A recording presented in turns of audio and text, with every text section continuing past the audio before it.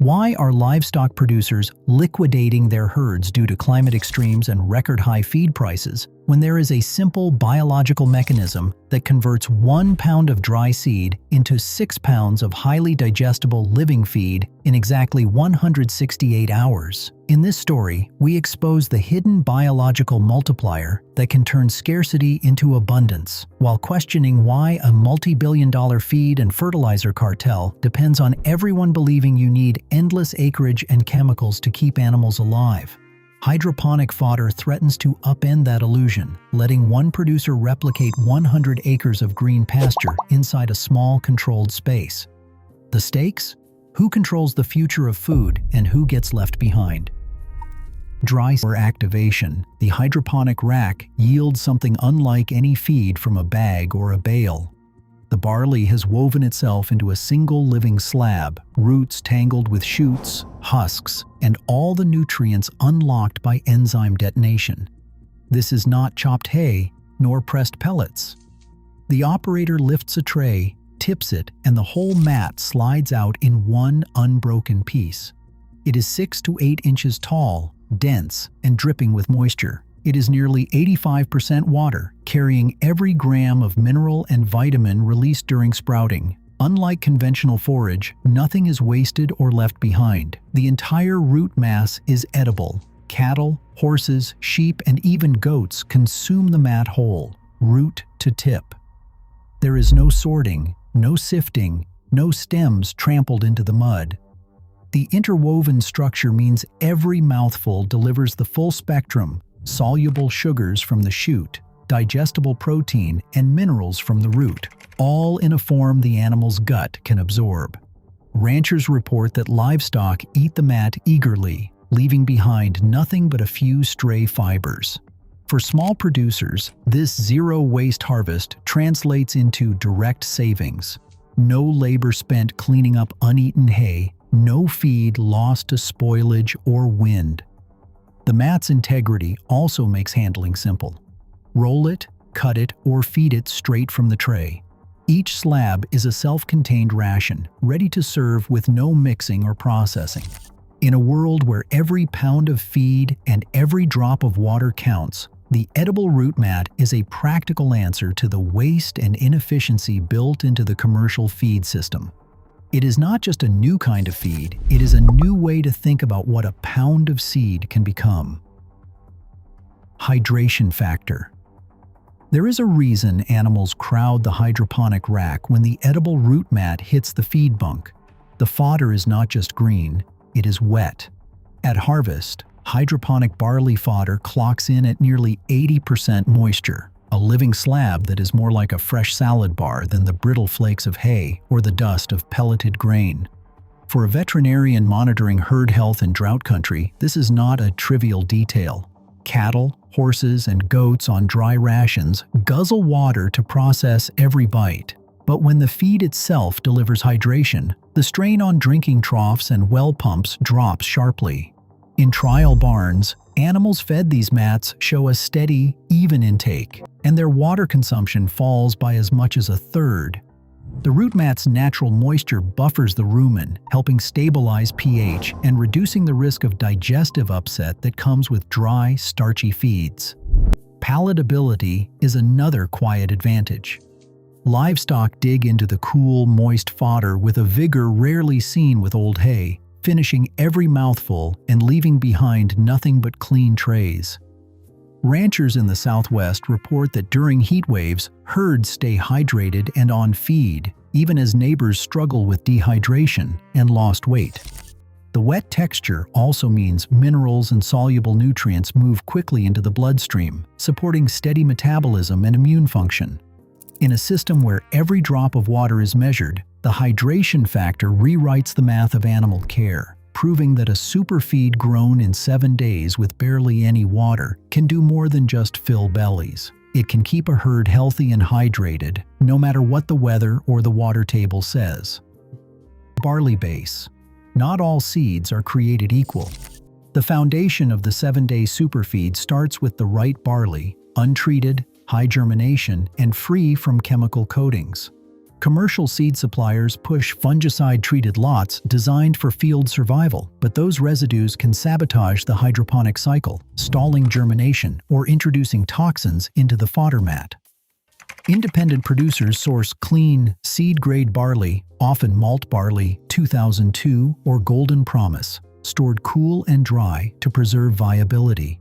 Every pound is a biological investment. Cracked or moldy kernels get culled before the process begins. Sterilization catalyst. The next step is non-negotiable.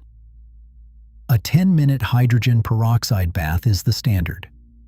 Operators measure out a 1 to 2% solution of hydrogen peroxide, strong enough to oxidize bacteria and fungal spores, but gentle enough to leave the seed embryo unharmed. This isn't just for show. In the closed, humid environment of the hydroponic rack, even a trace of contamination can trigger a fungal outbreak, wiping out trays and wasting seed. The peroxide bath is followed by a triple rinse with clean, cold water to strip away any chemical residue and floating debris. Operators watch the clock. 10 minutes, not more, not less. Too short, and pathogens survive. Too long, and germination rates drop. The result is a batch of sterile, viable seed ready for the soak. This hygiene backbone is the silent insurance policy that keeps the biological multiplier running, tray after tray, week after week. 12-hour soak. The next checkpoint in the 7-day cycle is the hydration window, a carefully timed 12-hour soak that transforms barley seed from inert cargo into a living engine. After sterilization, the operator pours the seed into perforated bins, measuring out 3 liters of clean water for every kilogram of dry seed. This is not a casual dunk. The water is fresh, cool, and allowed to circulate, sometimes with gentle aeration to keep oxygen levels up and prevent stagnation. The operator checks the timer and stirs the seedbed with a gloved hand, ensuring every kernel is fully submerged and no air pockets remain. Over the next several hours, water rushes into the seed coat, swelling each grain by about 50%. The moisture curve is steep at first, then levels off as the seed approaches full hydration. This is the critical moment. The embryo absorbs just enough water to trigger metabolic reawakening, but not so much that it drowns. Unlike chemical seed treatments pushed by the feed and fertilizer giants, there are no additives or residues here. The process relies on precise timing and clean water, not synthetic shortcuts. By the end of the soak, the seed is plump, heavy, and primed for germination. The operator lifts a handful, squeezes gently, and watches the water bead off the surface, a tactile signal that the hydration window is complete. The seed is now ready for even distribution across the vertical rack, setting up the next phase in the biological multiplier. Every minute of this 12-hour soak is logged because the difference between uniform sprouting and patchy failure comes down to hydration discipline. In the hydroponic fodder system, water is not wasted, it is measured, recycled, and used to unlock the promise inside every grain. Vertical architecture. Inside the grow shed, the rancher swings open a steel door and steps into a space that rewrites the math of feed production. Here, the old equation, acres of hayfields, diesel tractors, endless irrigation, has been replaced by a rack system that climbs straight up, not out. 7 levels of trays, each set at a precise 2-degree tilt, run the length of the room. Every tray holds 6 pounds of sterilized barley seed, spread in a shallow, even layer. The geometry isn't random. Each tray's angle ensures water flows evenly from end to end, preventing pooling and oxygen starvation. The vertical stack means a footprint of just 300 square feet, about the size of a 2-car garage, can deliver the same daily fresh fodder as nearly 100 acres of drought-burned pasture. The rancher runs a hand along the bottom tray, where roots hang in a living curtain, then up to the top, where shoots catch the light from LED lights. The design is modular. Add or subtract levels, expand sideways, or retrofit an old barn. This is not a boutique experiment. It's a scalable engine, proven in commercial trials and backyard sheds alike. Every square foot multiplies output, not cost. With the infrastructure in place, the system is ready for the next phase, a flood and drain cycle that delivers water with surgical precision, setting up a closed-loop operation that slashes waste and severs dependence on the commercial feed cartel. The vertical rack isn't just efficient, it's a blueprint for local control and year-round resilience, available to any producer willing to rethink what a feed system can be. A timer clicks over and the pump starts, sending water across the barley trays for exactly 2 minutes every 3 hours. The cycle is strict, just enough to keep roots moist, never submerged. 4 times a day, 16 minutes total, 3 liters of water for each kilogram of fresh fodder.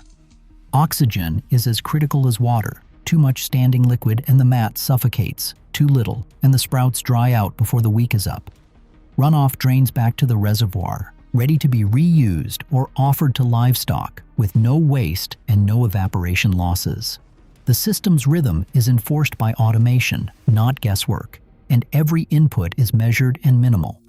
What's missing is just as important. There's no fertilizer drum, no chemical additives, no trace minerals from outside. For 7 days, the barley lives on its own reserves: phosphorus, potassium, zinc, magnesium, unlocked by enzymes as soon as sprouting begins. No external nutrients are added at any point in the 168-hour cycle. Veterinarians confirm the fodder's protein, vitamins, and minerals come straight from the seed's biology. The zero fertilizer claim is not a slogan, but a fact, proven in every tray. The only risks are human: a missed cleaning, a timer failure, or contaminated water. Dairy output. Spike. The numbers start to show up in the milk tank. In a New Mexico trial, a dairy with 120 cows replaced 15% of its regular ration with fresh hydroponic barley fodder. Within weeks, average daily yield climbed from 68 to 70.5 pounds per cow, a 4% bump that held steady for 6 months. Butterfat crept up too, from 3.6% to 3.8%, with the herd's body condition improving right alongside the checkbook. The rancher credits the spike to protein digestibility. Sprouted barley delivers amino acids and soluble sugars that the cow's rumen can actually use, not just pass through. The veterinarian running the trial points to lab sheets showing protein digestibility, jumping from 30% in dry grain to nearly 80% in the fresh mat. That means less grain wasted, more energy captured, and higher milk solids without extra nitrogen or synthetic boosters. No health problems surfaced, just a quieter barn, steadier intake, and cows spending less time at the water trough thanks to the fodder's natural moisture. For the producer, every uptick in yield translates directly to dollars, especially when hay and concentrate prices are through the roof. The hydroponic mat does not replace the whole ration, but at 10 to 15%, it is enough to tip the financial scales. The data is logged, the milk is sold, and the first proof is in. The 7-day Superfeed is not just a science project, it is a practical tool for turning biology into bankable results. Feedlot bypass. In western Kansas, a 30-head beef finishing yard put the 7-day Superfeed to the test, swapping out 1/10 of its usual grain ration for fresh hydroponic barley fodder. The manager logs every number: weights, rations, daily gain. Over the next 45 days, something unexpected happens. Average daily gain climbs from 2.4 to 2.6 pounds, a 5 to 7% jump without any increase in concentrate or synthetic supplements. The cattle's marbling scores edge higher on USDA grading sheets, with more choice and prime carcasses than in previous cycles. The secret isn't more starch, it's wet, rumen-available energy.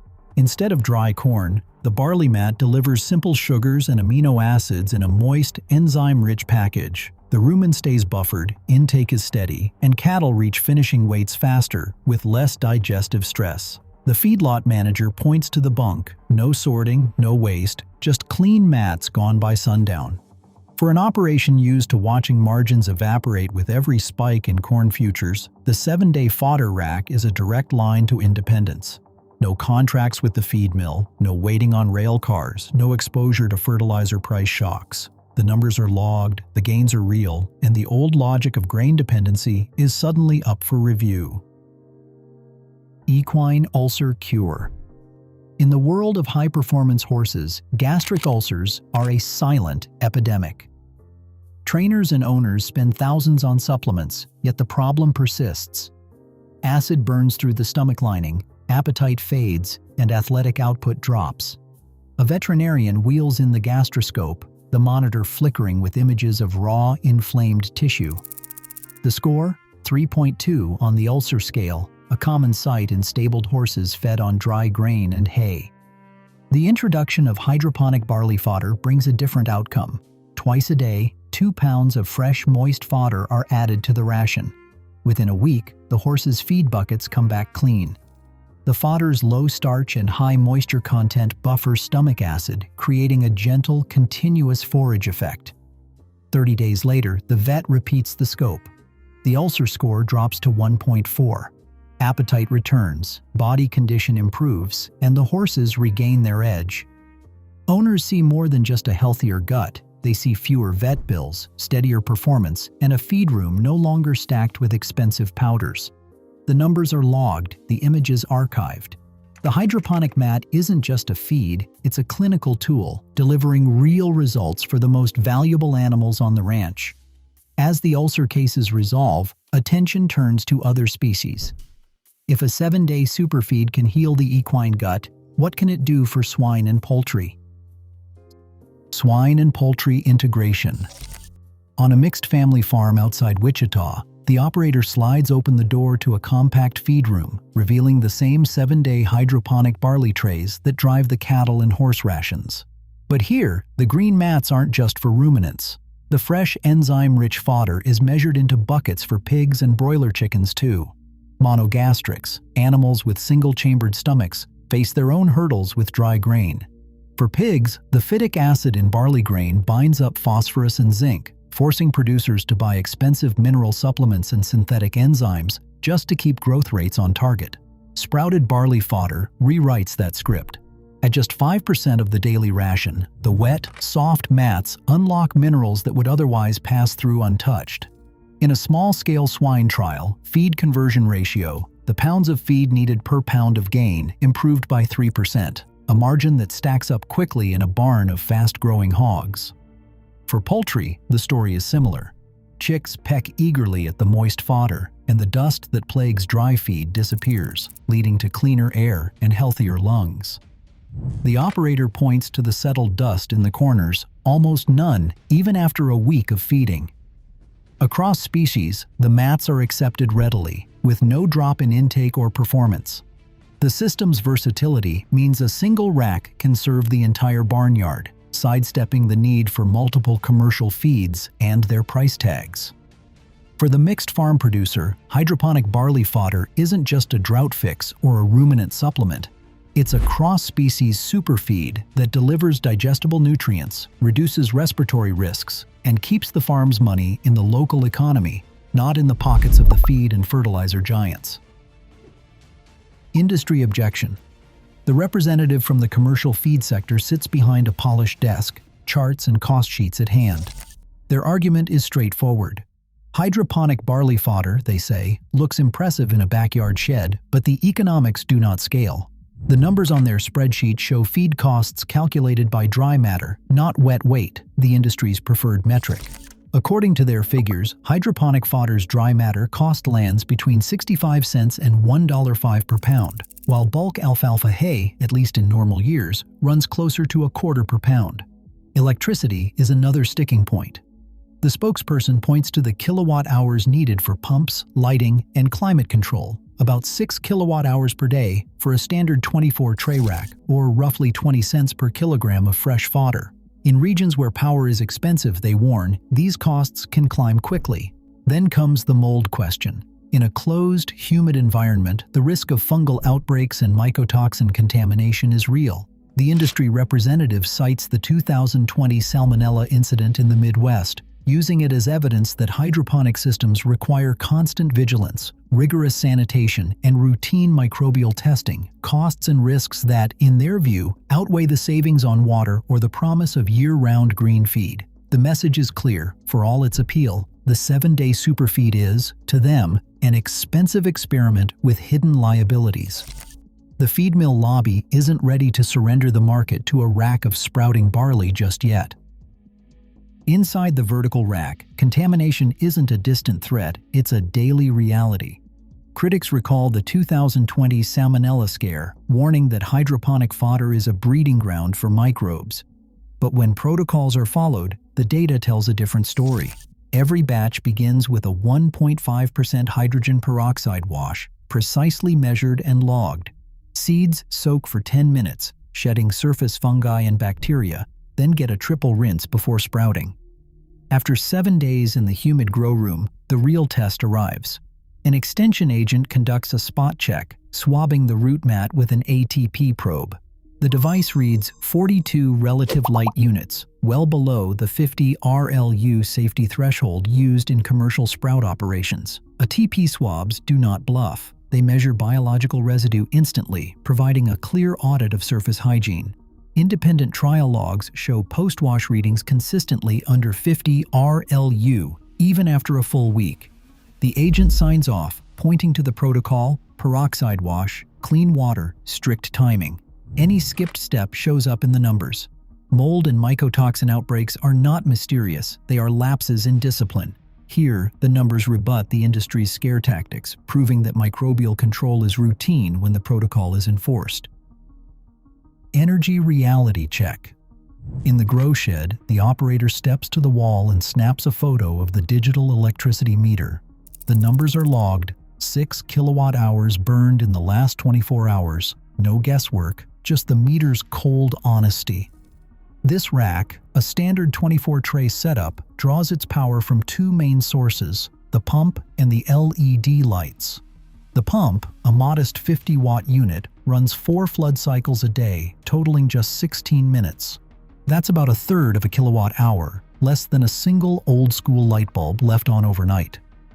The real draw comes from the LED lights, set to run 16 hours a day, bathing the barley shoots in the spectrum needed for chlorophyll and vitamin synthesis. Each tray gets 15 watts of light, and across the rack that adds up to nearly 6 kilowatt hours daily.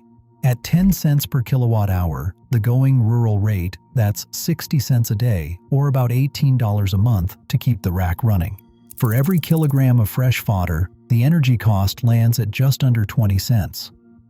The operator flips through last month's bill and circles the line item. No hidden fees, no surprise surcharges. In regions where power rates spike, the cost climbs. But even at double the price, the monthly total barely dents the savings from skipped hay and grain trucks. There is no diesel, no fertilizer, no tractor idling out back. The electricity meter becomes the new cost baseline, a number that is visible, predictable, and for the first time, entirely under the producer's control. This is the honest math the commercial feed cartel does not want on the table. A feed system that runs on less power than a chest freezer, delivering a steady supply of green, living superfeed while the old model waits for rain and worries about the next price shock. Supply chain severance. The numbers are logged, the electricity meter is honest, and the seed handshake is as simple as a call to the local grain elevator. For ranchers used to watching cash bleed into the pockets of feed mills and fertilizer reps, the hydroponic rack flips the script. A standard 24-tray system runs about $3,000 up front. That is less than a single tractor tire or a season's worth of hay at drought prices. But the real math is in the monthly ledger. Seed, water, and power add up to $75 for every 1,500 pounds of fresh fodder, while hay and grain that used to cost $300 or more are left off the invoice. The payback chart is blunt. Most operators recoup the rack in 3 months or less, with every month after that stacking profit instead of debt. There is no contract, no delivery truck, no weather clause. Just the steady rhythm of trays filled, seeds sprouted, and mats harvested. The only handshake is between the producer and the seed supplier, with no middleman siphoning off margin. For independent ranchers, this is more than a feed system. It's a way to sever the old supply chain, reclaim autonomy, and keep the farm's money cycling locally. The last word goes to a producer who has made the switch. If you can run a timer and a garden hose, you can break free. The rack pays for itself before the next drought even hits. Today, as feed prices shatter records and drought carves deeper into the land, a 168-hour barley cycle rewrites the rules. No diesel, no fertilizer conglomerate, no acreage arms race required. With up to 98% less water and 7 tray levels that match 100 acres, all within 300 square feet, the commercial feed cartel's grip weakens. The real revolution is not in bigger fields, but in mastering the metabolism of a single seed. The future of food is growing right now, indoors, independent, unstoppable.